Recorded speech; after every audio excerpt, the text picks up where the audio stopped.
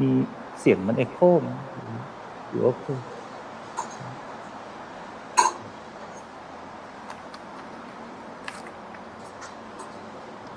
So next slide, Lisa, and you'll move them, correct? I mean, I can move them myself. I don't know if everyone can.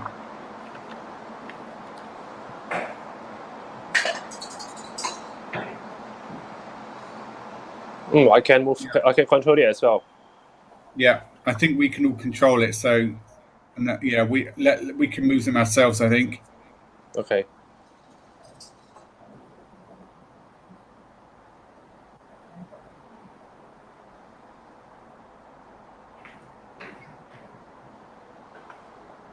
Just to confirm, Group Captain, are you happy to move the slides yourself, or would you like us to do it for you? I can move it myself. Yeah, great, thank you.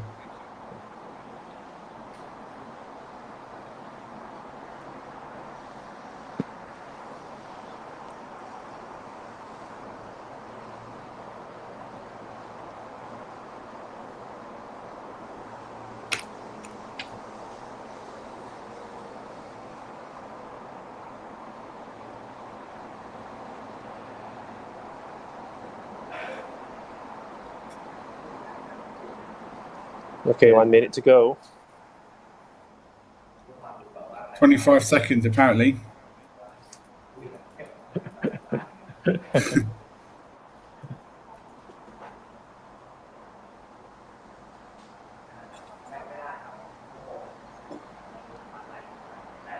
right. Good luck.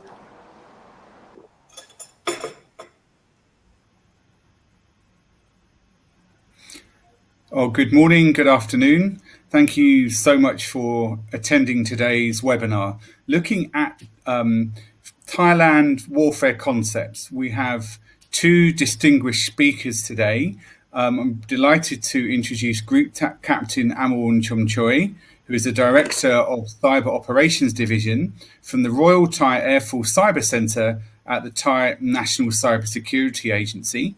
And also very pleased to introduce my colleague Chen Charen. Chen is our senior correspondent in Asia, based with myself in Singapore. My name's Paul Burton, and I'm the managing director of Aviation Week Network, based here in Singapore.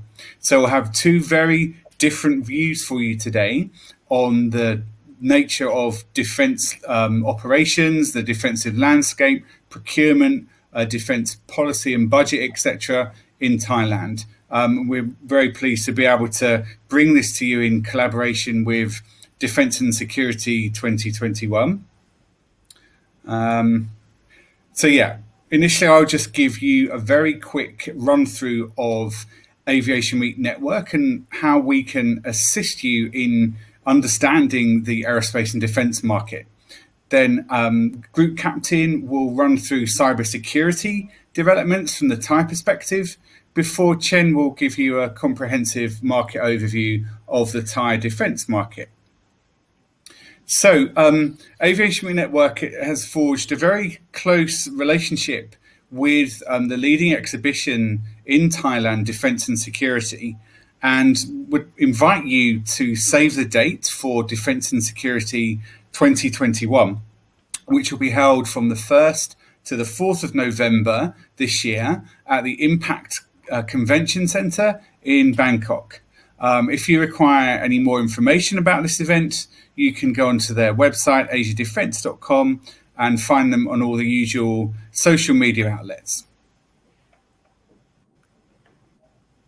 So very briefly, before we get to the presentations, I wanted to let everyone know Aviation Week Network has an expansive portfolio of products that can help the defence, space and security sector learn about the market space in defence. We help business development officials, government and military, manufacturers, those down the supply chain. As I'm sure you're aware, we have a real heritage in the MRO space, and we help different entities understand the market the dynamics. We provide a lot of bespoke forecast information that really helps individuals and companies to place their decisions into a wider context. One of our leading products in this area is called Aviation Week Intelligence Network. And that really captures everything we produce on the aerospace and defence landscape, whether it be exclusive reporting in our magazine Aviation Week in Space Technology, through to program profiles. We have very extensive details on a number of hundreds of programs around the world. We have a unique supply chain database that maps all of the suppliers to those programs and gives you a really comprehensive picture of who is forging major partnerships with the primes, which countries are developing certain programs, and look to individual suppliers around the world to help them develop their indigenous industrial footprint. We have a number of personnel contacts as well and company profiles. So the Aviation Week Intelligence Network helps users to gain that sense of the defence community, whether it be large-scale reporting on programs, right the way down to Tier 3 and Tier 4 supply chain mapping. We also have an extensive fleet discovery product, which is details a current fleet and also offers a 10-year in-service forecast of all of the different types of military aircraft that are currently in operation, be they rotary wing, unmanned, and fighters, etc. We also add details on current live competitions and requirements around the world. We map entries and exits from service, number of country profiles, and lots of deep drill downs in a very visual and analytical interface. So the 10-year forecast, that gives a very detailed view as to how we view the market is going to progress over the next decade, be that industry trends, engine production and manufacturing, MRO demand. Again, a very easy to use and sleek graphical interface that helps our customers gain that sense of where the market's going around the world. And then increasingly, we are producing detailed custom research for the regional and the global industry. And that can be anything from understanding the dynamics of particular countries and their market requirements, the entry requirements, the mapping of their current programs and manufacturer base, through to deep technological projects looking at certain aircraft types, understanding where opportunities lie in the market, helping clients do price to win analysis, giving them a real kind of detailed sense as to who has been successful in particular countries and how they can look to break into new markets. We bring together all of the expertise that we have around the editorial and journalistic areas, but also people like Chen, who we hear from today, really help us to bring that kind of local expertise as well. So always happy to talk to clients and prospects about how we can help you to forge that market view.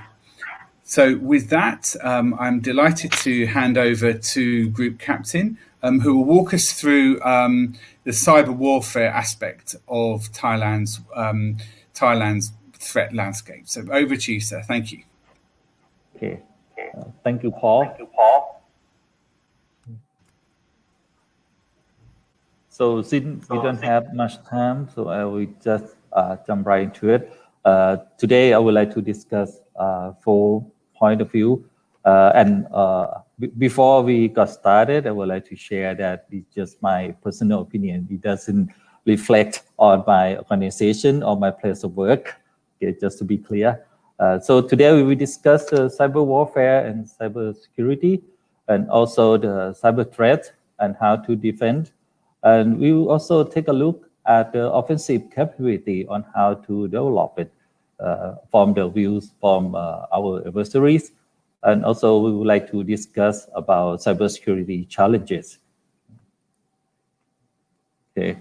As you all know, right now we have a lot of threats regarding cyber warfare and a lot of threat actors out there. Okay.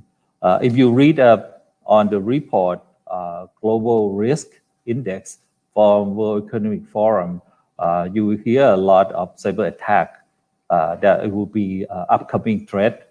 It's been there for many years, but and it will also continue to be there. So every organization in the world, if you are using computer, then you can become targets. Okay, and also another news that was been there for a while is that cyber crimes is not it produces more money than illegal drug trafficking. So you will see that right now it's better to use your computer and make money than do drug. So I guess it's everyone's business right now. Okay. So from my view, cybersecurity is a must for every organization. If you want to prevent yourself from becoming a target for cyber warfare, or if you want to reduce the impact when you got attacked, then you have to pay attention to provide cybersecurity for your organization. Okay. When you want to provide cybersecurity to prevent yourself from the threat or to reduce the effect, I would like to make the analogies on what not to do. Yeah. Have you heard about Maginot Line?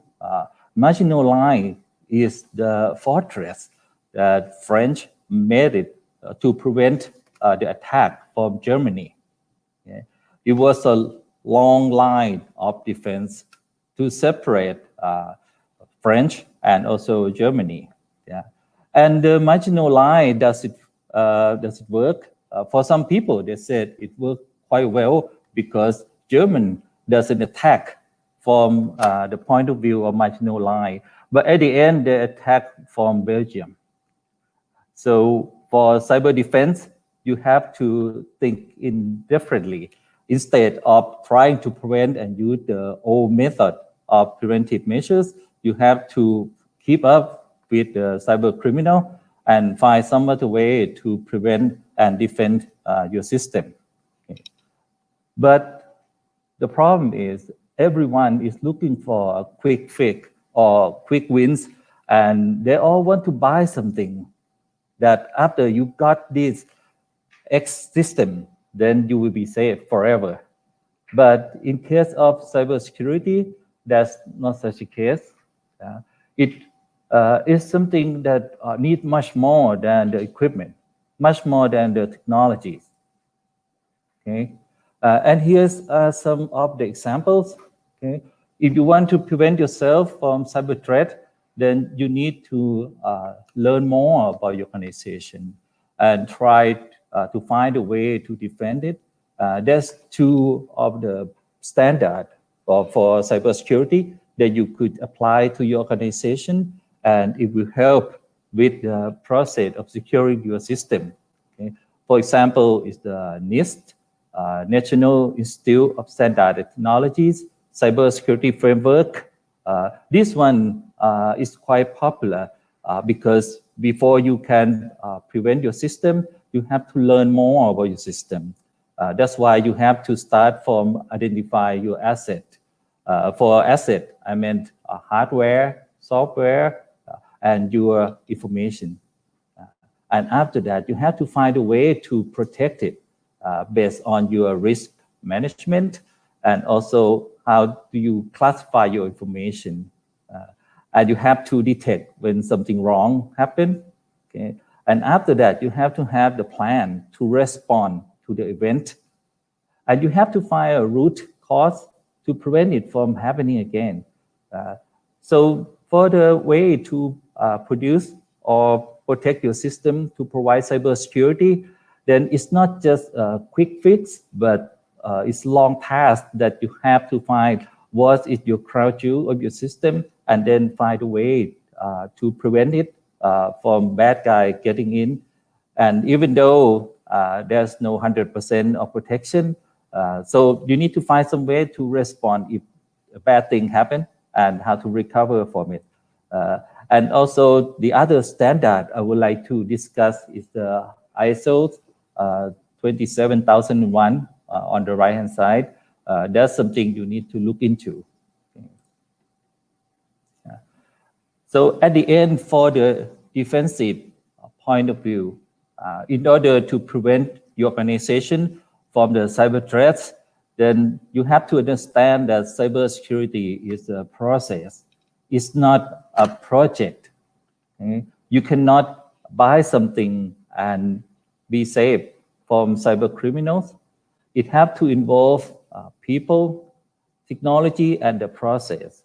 And when you provide the protection for cybersecurity or cyber-related system, you have to think about defense in depth. It means that you have to think about your data, the way to authenticate the system, your physical security, educate your people, and much more, so that you can keep up with the bad guys. Okay? And also, when you buy technologies, conventional technologies, for example, like antivirus or firewall, doesn't cut it anymore. You need to learn more about user behavior. You need to adapt to new threats. That's why all these have to come together to make sure that you can continuously be safe from cyber threat and cyber criminals. The other point of view I would like to share for today is that when we discuss about defense industrial or some armed forces or military organization, every general need to have their own hacker force or the APT group. We call it advanced persistent threat, which are the group of hackers that do the dirty work, some for themselves. For example, there might be a cyber criminal, but the other could be supported by nation states. Okay? The discussion I want to convey right now is the lesson that we have learned from the bad guys. If you want to set up something as an offensive capability, I think this discussion could be a good starting point. Okay? So what do you need to have your own offensive capability? First, you need a group of people who are highly ambitious with the skill, knowledge, and ability, and of course the growth mindset, because there's always something new that they have to learn. They have to stay hungry and stay foolish to learn more about new threats or find a new way to get into the system. Okay? And of course, you need technologies and technique and tactics and the procedures like the bad guys or the hacker do. Okay? And also you will need a gray cyberspace, okay, which we discuss more about it later. Okay? And the medium on how to get in the system that you want. Okay?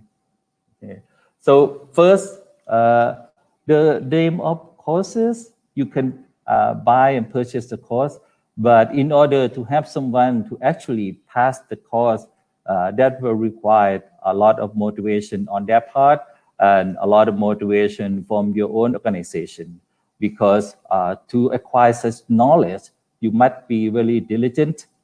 You must have very good skill and attributes in order to complete and get this, which is the same thing with the bad guys or hacker. They all have this skill because they got passion to learn more about how to acquire the knowledge to get into your system. If you want the same thing, you must find the people who have the same quality and provide them with the knowledge, or make sure you support them in the quest for new knowledge to have offensive skill. Okay. And also the thing they have to learn, MITRE Corporation have analyzed it based on many thousand events, the incident from different APT group, and they have produced the MITRE attack framework, which if you want to start to have offensive capability, you have to take a look at this to make sure that your team had the capability to perform offensive operation based on the MITRE attack, which will give you the techniques, tactics, and procedures. Some of the technology you can easily use or download it from online. For example, these two right here. Okay. But in order to be the elite offensive force, you probably need more. But you could also buy it.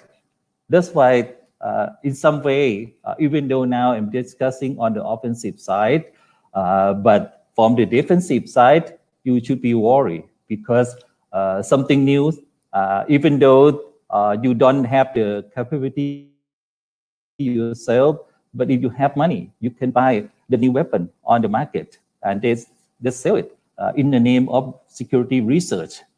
So if you found and heard something about the new bugs or the new malware that came out, it doesn't mean that you are not gonna get it, because if the hacker doesn't produce it themselves, they can just buy it from the market and integrate that into the solution to attack your system.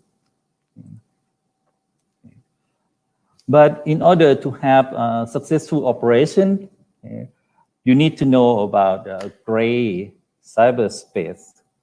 The blue cyberspace is your own network. The red one is the target that you would like to attack. But if you learn from hackers, you will know that they wouldn't attack your system directly from their house. The parent will find out and get mad.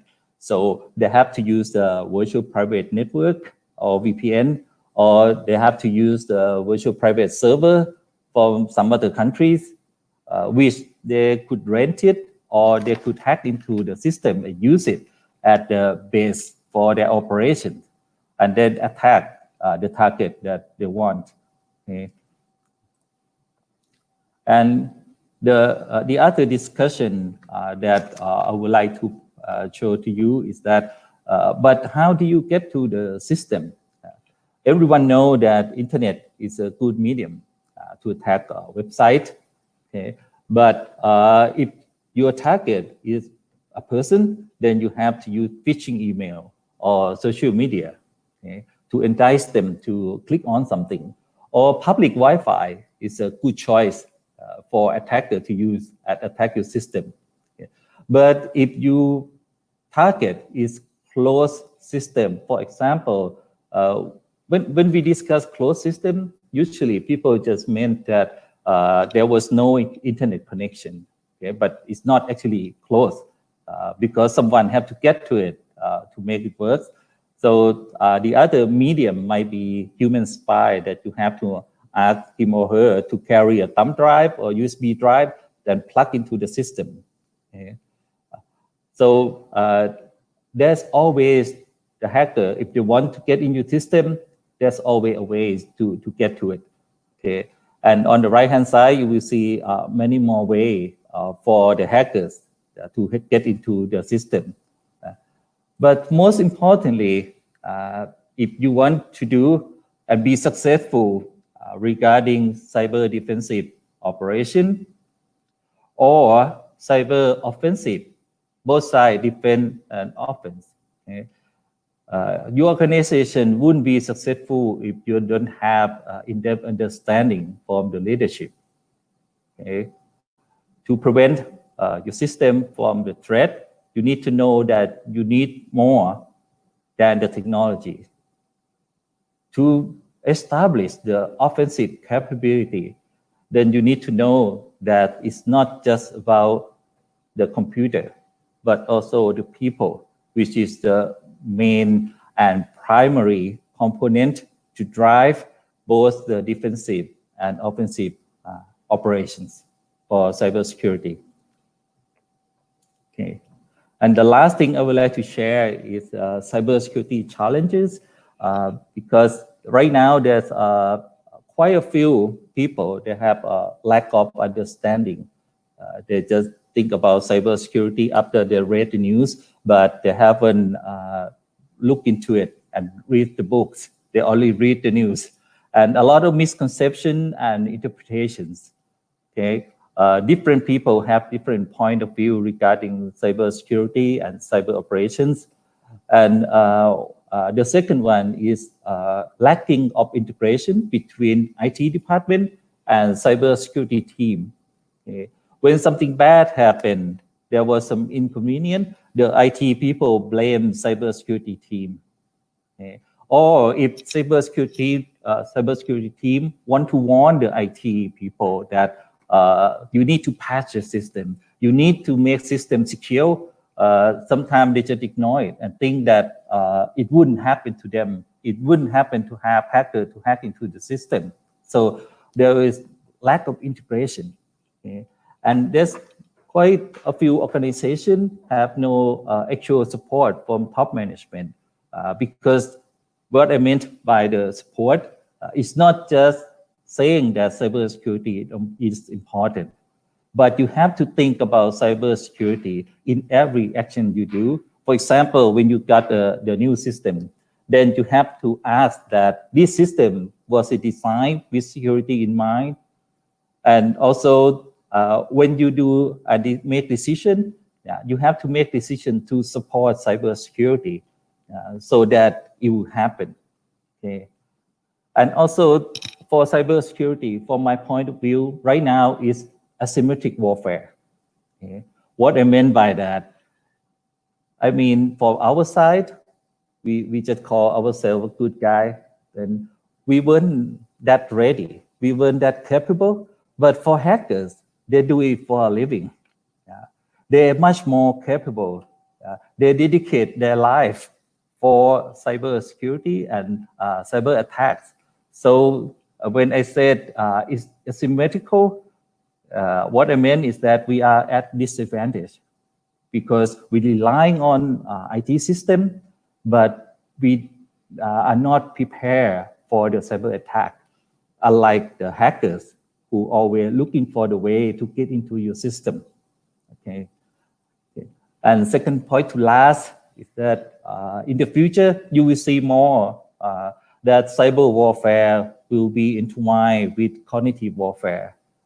Information operation will have turned into influential operations. Okay? Because what you convey the message, but the action of the people will be based on their emotions. And the information that you provide via cyber system and social media will turn into emotion for the people, and that will turn into actions. Okay. With all these challenges, the one that I find the most challenging is that NATO, I don't know if it's common for the rest of the world, but in Thailand, NATO is mean no action, talk only.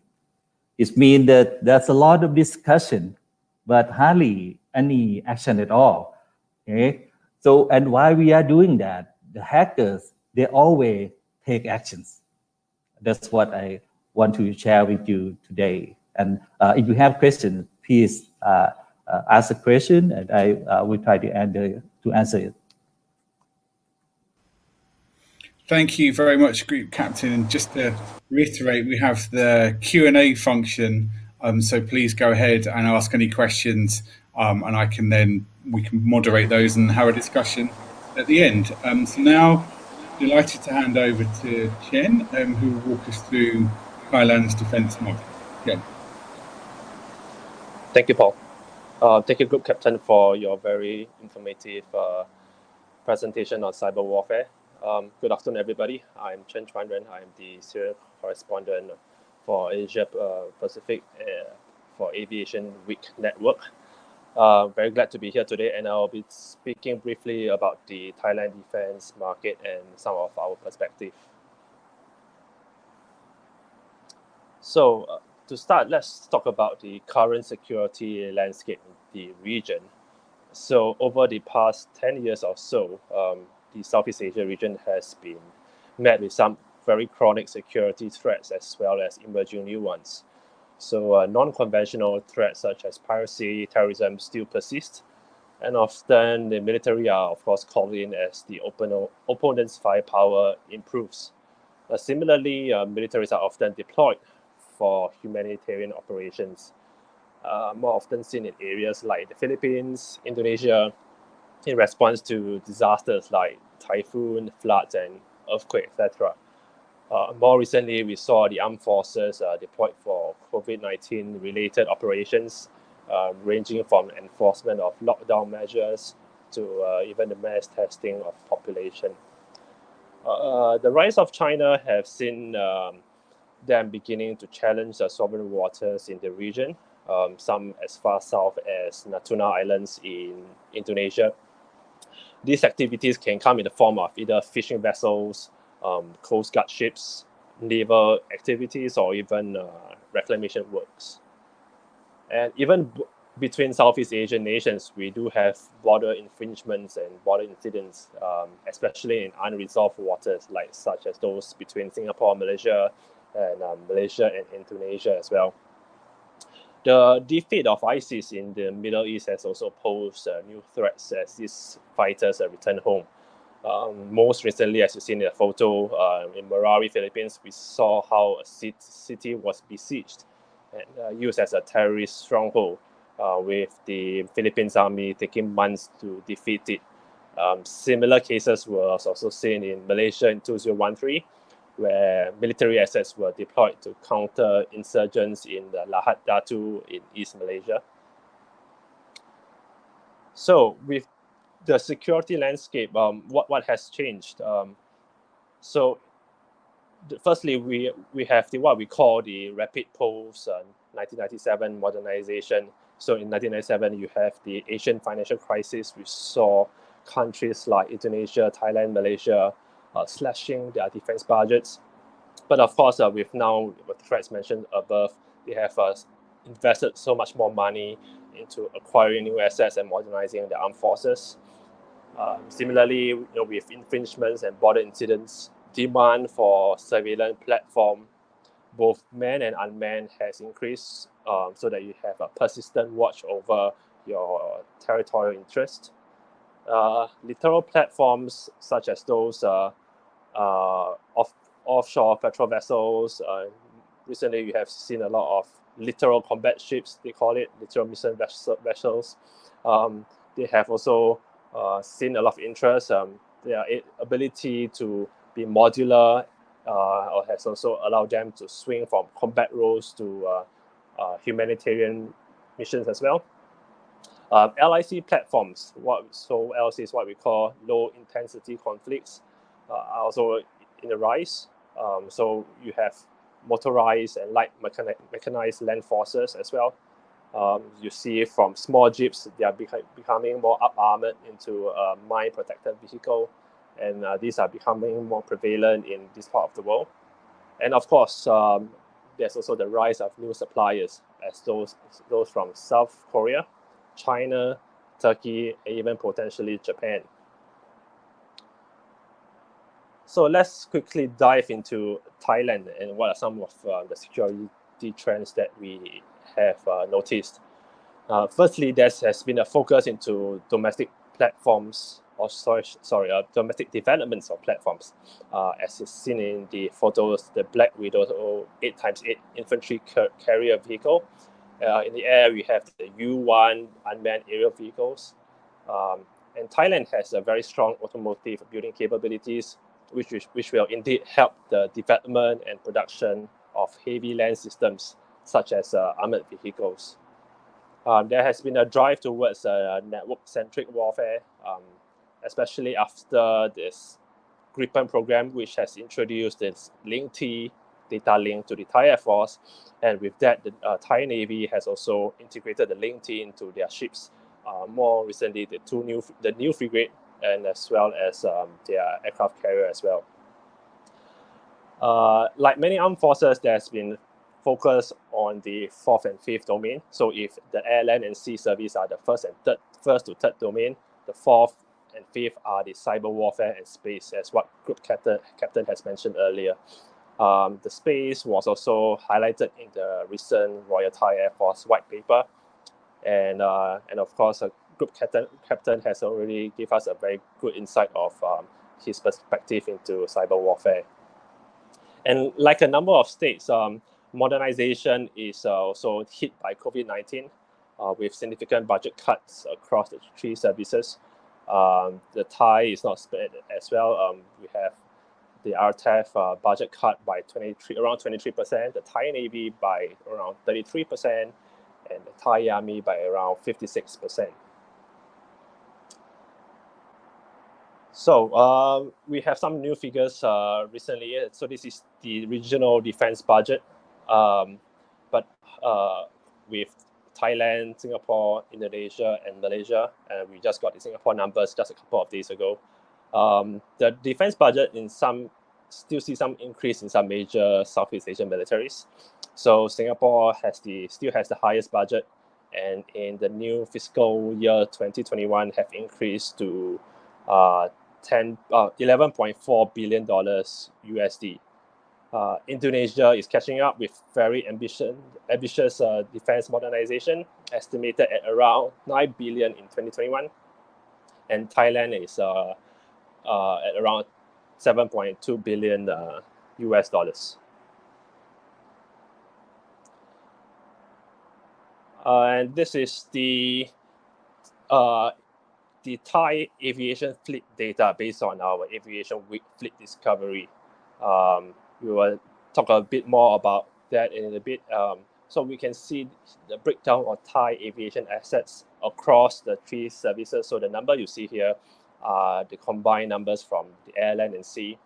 C4I SR fleet, the one in front, the first item consists of Group 1 to Group 3 UAVs, which Group 1 belongs to your small UAVs like those from DJIs, and Group 3 can be as big as your U1 UAVs. So you have, within that, the Thais have the Aerostar, the Hermes 450, the S100s, etc. And of course, we can see that a very, very large fleet of helicopters ranging from the UH-1 family, the EC-725, H-225Ms, UH-60s. The Army alone has around 16 different types of helicopters. And we will again speak about this later on.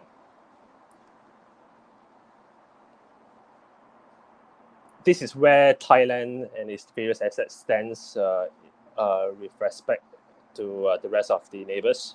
Thailand remains to have a very respectable fleet with principal combat capabilities such as mainstream fighters still behind Singapore.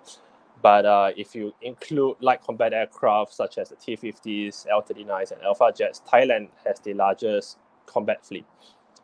There's also a large fleet of utility helicopters, again as mentioned earlier from the airline and sea services. Indonesia is playing catch up, so no doubt their numbers are still relatively small here. They have announced very ambitious procurement plan. Some of you may have seen online and news that they're looking at around at least 15 F-15EX, around 36 Rafales. They are even looking at around 30 Black Hawks and 4 Ospreys over the next few years, just to meet their minimum essential force requirements. The next slide is a pretty exciting year for the Thais. So Aviation Week, we do have a record and a projection of some of the requirements announced by the various governments. So the Thai Thai Air Force white paper has given us a very good crystal ball. And you can see you have the unmanned combat aerial vehicle requirement, which should come in the form of the U1 UAVs. C-130 replacements are also reflected here. But however, not reflected is this Gripen MS-20 upgrade, which I understand that Wing 7 is very, very interested in getting. And it's a very important cornerstone for its program and its future capabilities. When compared to neighbors, what you see here is pretty healthy across all spectrum. But however, no doubt is relatively ambitious. But at least the Thai has have a clear idea of what they want in the next 5 to 10 years. I will quickly dive into the land, the sea and the land domain. No doubt we are Aviation Week, but we still have a bit of expertise in the two services. The Royal Thai Navy is a lean but a respectable force in Southeast Asia. Although some warship types are aging, it's now modernizing, but of course some challenges lies ahead. The Thai Navy received its first modern surface combatant in 2019 with the HTMS Pumido Aduade, and the second ship is to be built in Thailand. While major nations in Southeast Asia are progressing forward in submarine programs, the Royal Thai Navy's S-26T submarine program is of course delayed due to COVID-19 related cuts. Other Southeast Asia nations seeking new submarine programs include Myanmar, which has received their first Kilo class submarine from India. Indonesia have also is in the midst of refurbishing their older submarines, and Singapore is set to receive their first Type 218 submarines, hopefully by this year or the next year. The Thai Navy's links with China still continues. There's two Type 71 LPDs in construction to complement the Ang Thong that is built in Singapore. And of course, 6 of the Thai Navy's older frigates are all built in China as well.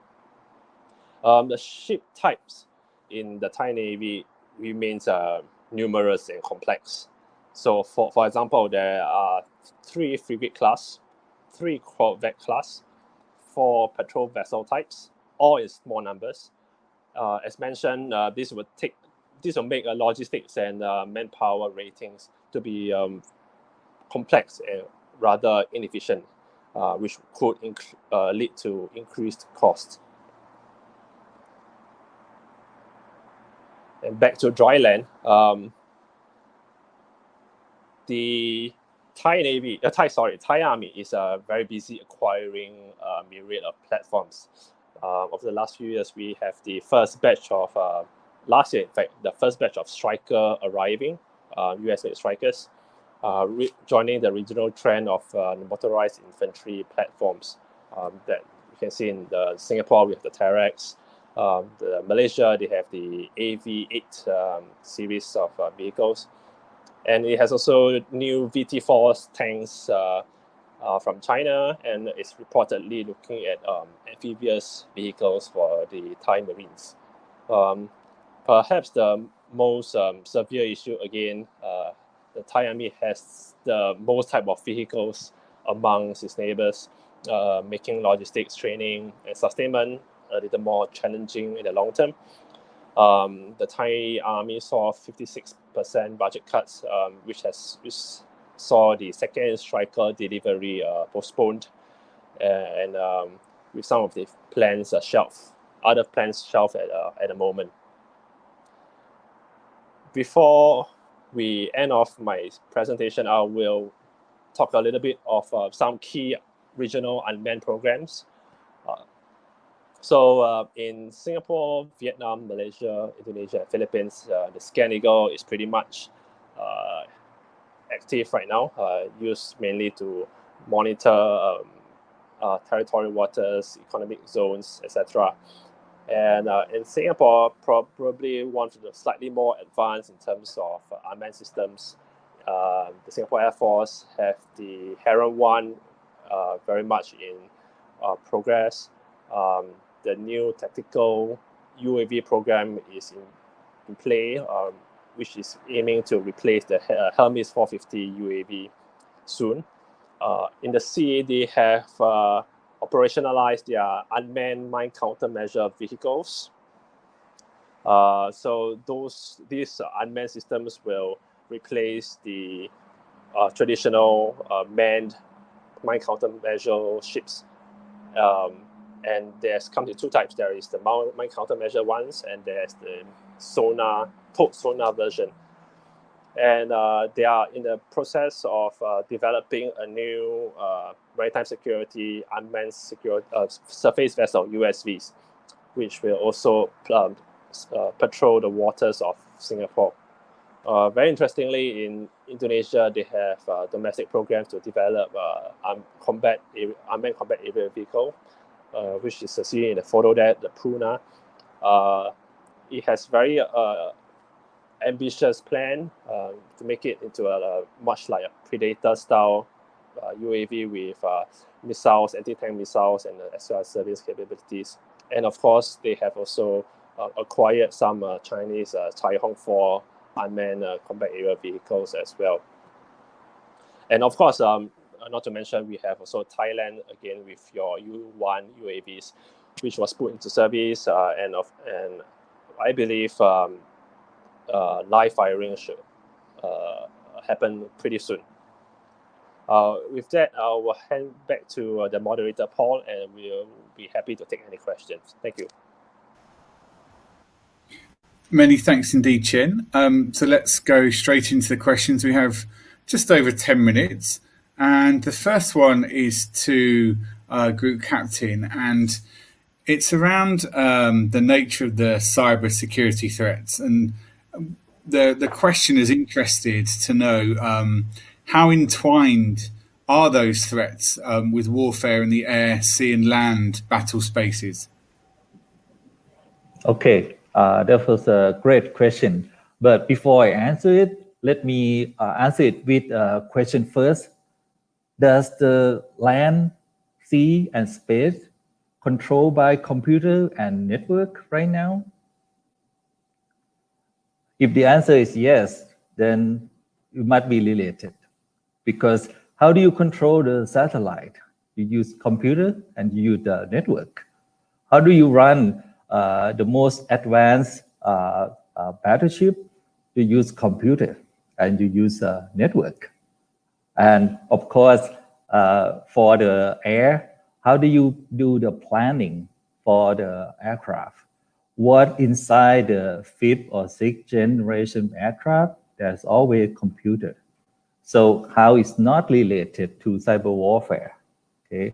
And also another thing you have in mind, which a lot of people ask me, is that most of military system is so-called closed system, but actually it's not that close because there's always people interact to it. It's always be connected to a network. Okay. The actual closed system is the one that you turn it off, you close it, and you keep it safe. Then it will be called closed system. So as long as you continue to use computer, network, and all the cyberspace related system, there could always be the risk for cyber warfare in regarding to all the domains. Okay. Thank you. And a follow-up to that, kind of more specifically, you touched upon the cognitive domain. And why do you think that's so important in the cyber warfare space? Okay, let me go back to some specific example in time. If you ever heard of Arab Springs, Arab Spring is the rise of common people in the Middle East.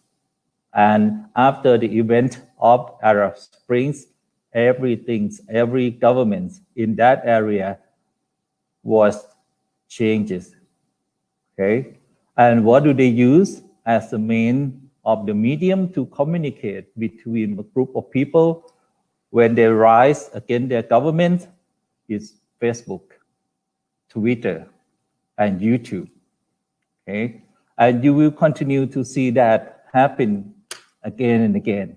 Like, for example, right now, you ask young people, when was the last time you watched TV or listen to radio? There will always, almost all of them say never. But if you ask them, when was the last time you used Twitter? They just say, I'm doing it right now.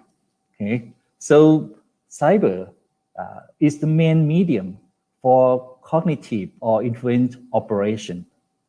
It's the easiest way and the common way to get into people's mind. You convey them with the message and make them do what you want to do.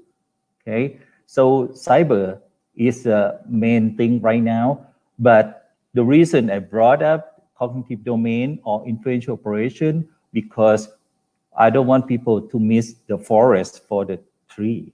Okay, the forest that will happen in the future is you want to change people's mind, then you have to use cyber, but you need to create a message.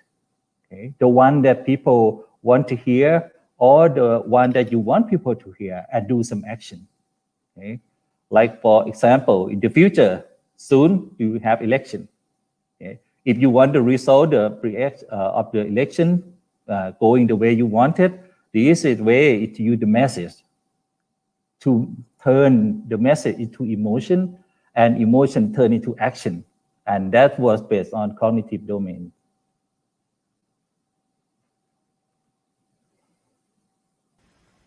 Thank you so much. Chen, I believe you touched upon this in your presentation around the difference between link-T and a tactical data link. Obviously, a highly technical question.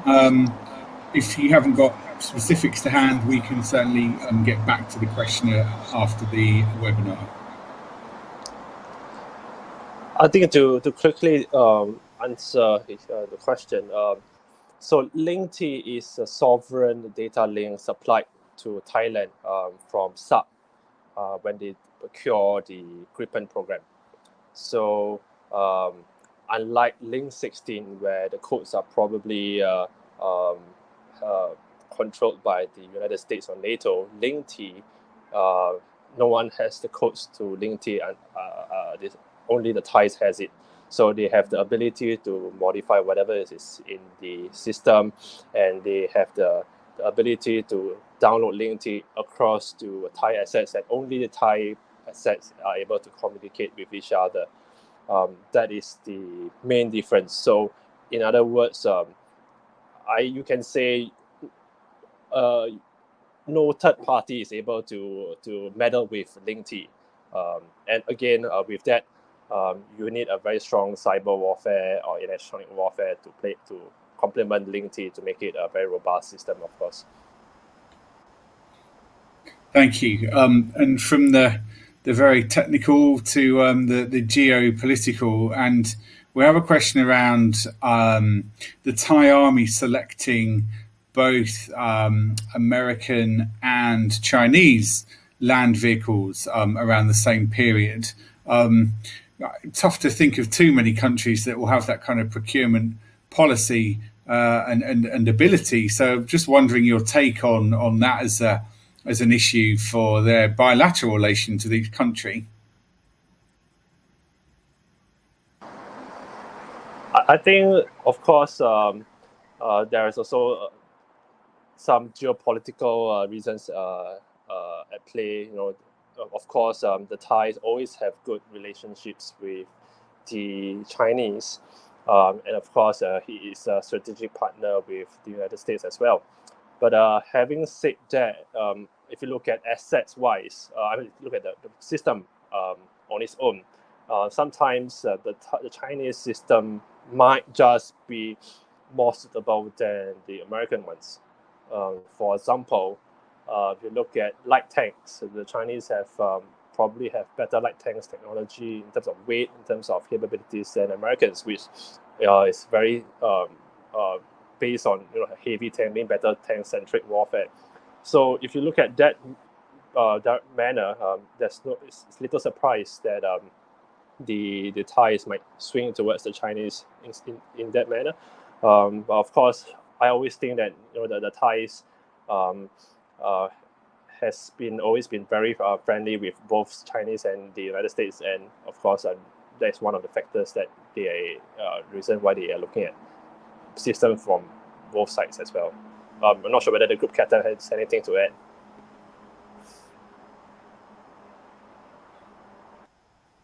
In this case, I wouldn't dare. Very wise. Not walking into that political minefield. So how about we talk about Thailand, sir, and just some broad comments from yourself, personal comments to reiterate around how prepared you think the Thai government and defense sectors are to tackle cyber threats against local or foreign hackers, either sanctioned or unsanctioned. And the kind of sanctioned element's always interesting to me because it seems there's a difficulty if there's kind of knowledge of which country has sponsored a cyber attack on a critical national infrastructure, how the state that's been attacked can then respond, because obviously that points to vulnerabilities that other attackers might look to exploit. Anyway, some broad thoughts around Thailand's preparedness, please. Okay. Let me address the part about sanctions first. Myself personally, I don't believe in cyber deterrent or doing the sanction because it's difficult to pinpoint who is the actors behind it. Okay, and unlike nuclear war, you cannot do the mutual destruction. For nuclear, you can do it. You can do nuclear deterrence, but for cyber, I don't think it will work. But regarding the preparedness for government and also public and private sector and defense, for now, I think we are about, if I keep grading, it's about a little bit below average, but it will be better. Okay. The other organization I work with is Thai National Cybersecurity Agencies, which established under the cybersecurity law of Thailand. Okay. For that, we asked all the public and private sector in the critical information infrastructure.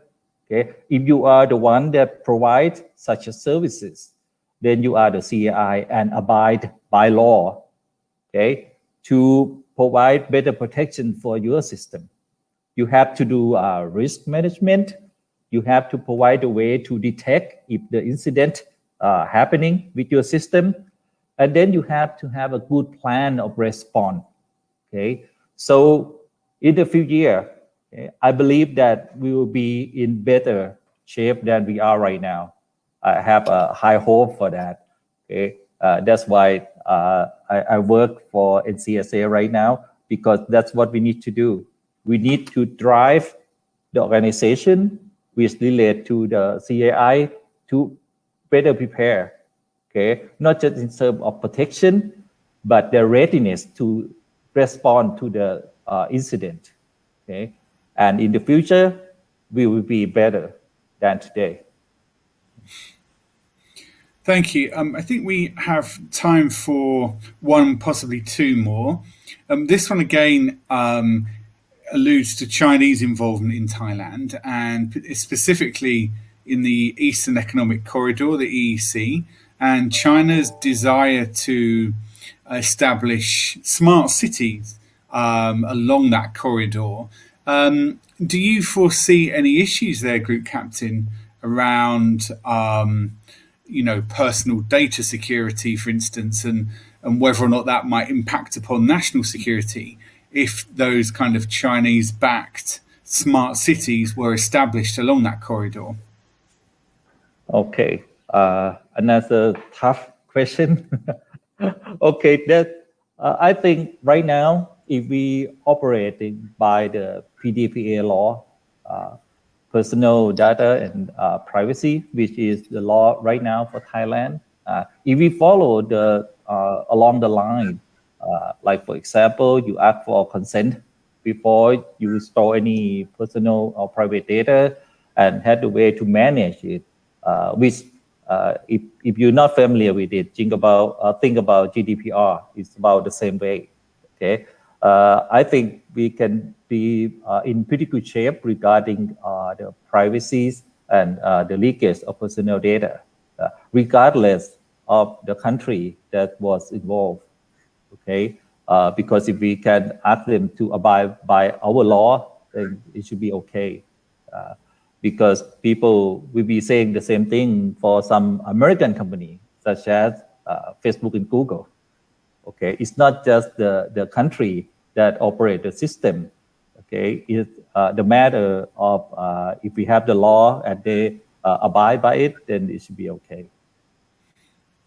Absolutely, I think there's a great deal more sensitivity and awareness now from governments and citizens around data privacy and ownership that possibly didn't exist a few years ago, when we all gladly signed up to Facebook and put our lives there for everyone to see. Okay, one last quick one for you, Chen, if we may.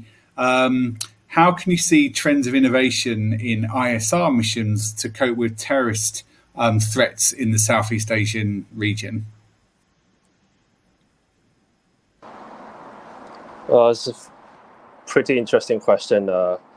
Trends of innovation. Okay, so I think to be aware, okay, to start with, you have to, for governments to predict and prepare against terrorism or threats in Southeast Asia. I think they have to be wary of what's happening in the neighborhood. And I think one way of doing that is, of course, having eyes in the skies. Of course, you have UAVs, and nowadays UAVs, the payloads on the UAVs are very, very interesting. Now, if you look at IAI, Israeli aerospace industries, they recently, if I'm not wrong, unveiled new camera systems that allow you to have a persistent view of a certain spot in, let's say, a town, and the system is able to rewind real time if there's an incident happening, and he's able to trace where did this car come from, where did the who entered this building. So I think if you talk about innovation, UAV payload will be one of the greatest drivers in terms of drivers to tackle terrorism in the next 5 to 10 years, I hope. Okay, well, that's all we have time for today. So just my pleasure to thank once again Group Captain Chom Choi and Chen Chun-ren, both of whom I think have given us a fascinating insight into very diverse elements of the security landscape in Thailand. So thank you so much for your attention, and please keep in touch with us here at Aviation Week Network. We're here in the region, and we're very happy to continue very strong and mutually beneficial relationships with you all. So thank you so much, and hope to see you in person later on in the year in Bangkok. Thank you. Bye-bye. Thank you. Thank you very much.